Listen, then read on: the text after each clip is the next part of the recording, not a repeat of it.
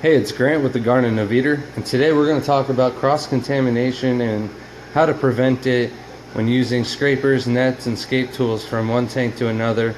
Not saying every tank has something, but just as a precaution, we never use one net and then stick it into another tank. We always clean it off, and by doing that, we use this KoralMD.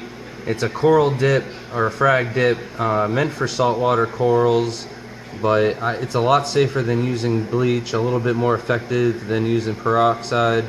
So it's very simple, very easy to use. Just when using it, you must wear gloves, you must wear goggles. I got 2 pairs here, one for me and one for my camera girl Shelby. And all we do is 20 milliliters for half a gallon. I've got a whole gallon of water here, and I got a flat saucer because I want to make sure I cover the entire scape tools and everything like that, or as much as possible, and I don't have to use a lot of water volume and they all fit in there rather than using a bucket or something like that.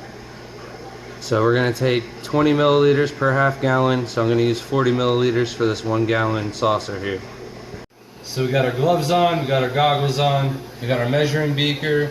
We're going to give this a quick shake. We're going to carefully open up the top.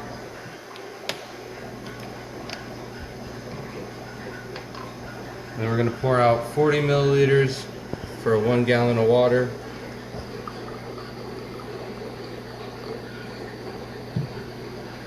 Make sure you put the top back on.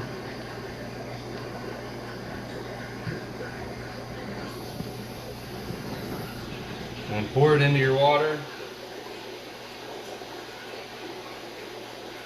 This is just tap water. You could use RO water though. And then we're going to take our net here. Give this a good mix.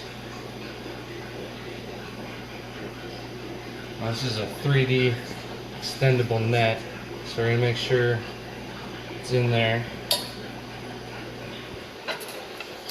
Take everything and pour it in. Our scrapers.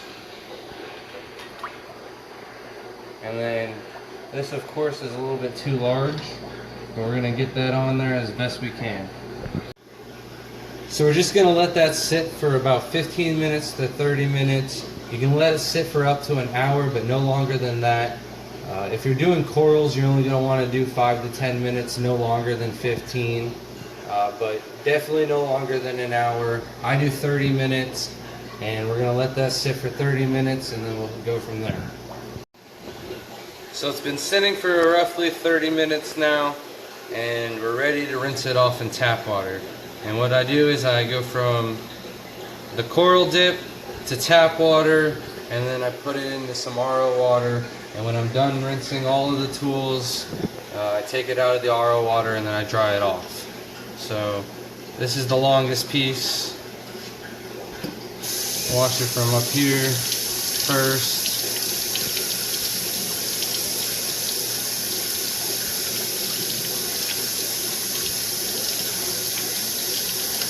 Now these tops, they're sealed, there's nothing hollow in there, so I don't need to worry about that or taking those apart. I'm just going to dip it in RO water.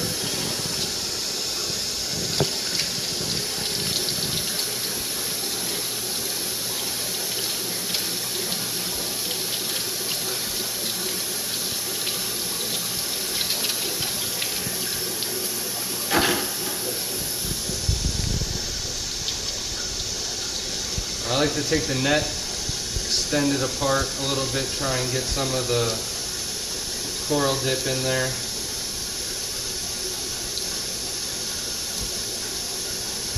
And when I wash it, I make sure I wash all of it. So the tools have been sitting here. We put up our coral dip. Rather be safe than sorry, don't leave it out. And all we have to do now is dry them off. I use one towel to dry the tools. The other towel to place them down on until I'm done. So now that they're dry, I can put them back in their vase. I use a vase because it makes everything storing very easily, easy for me to grab everything out. So to prevent cross-contamination from one tank to another, KoralMD from Brightwell, whether you're dipping your corals and frags or scape tools, your nets, your TDS pen, breeder boxes. It works for anything. This is definitely the product I recommend getting. Thank you for watching. Stay tuned for our next video.